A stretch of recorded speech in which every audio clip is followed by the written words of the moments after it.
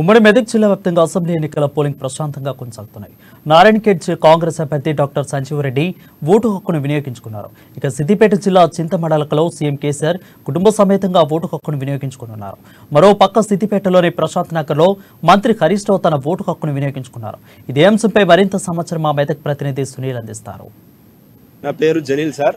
నేను ఇప్పుడే నా యొక్క ఓటు హక్కును వినియోగించుకొని వచ్చాను. ఓటింగ్ సరళి బాగానే ఉంది. లోపల కూడా మంచి వసతులు కల్పించడం జరిగింది.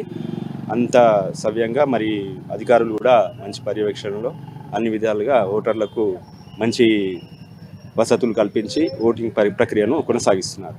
నా పేరు రాములు గౌడ్. నేను బూత్ నంబర్ 185లో మొదటి ఓటు వినియోగించుకున్నాను. నేను సౌకర్యాలు మంచిగానే, వికలాంగులకు కూడా మంచిగా ఫెసిలిటీ కలిపి వీల్ చైర్ అవి ఏర్పాటు చేశారు. లోపల సిబ్బంది కూడా అంతా మంచి 5:15 నుంచి మాక్ పోలింగ్ నిర్వహించి సిస్టమ్స్ అన్ని చూసి మేము పోలింగ్ స్టార్ట్ చేయించినాం. లోపల ఓటేసేస్తున్నా. సౌకర్యాలు అన్ని మంచిగా ఉన్నాయి. వయసుగా వీల్ చైర్ మీద తీసుకుపోతారు. అంతా బాగా నడుస్తుంది, కామన్ నడుస్తుంది. లైటింగ్ అంతా మంచి.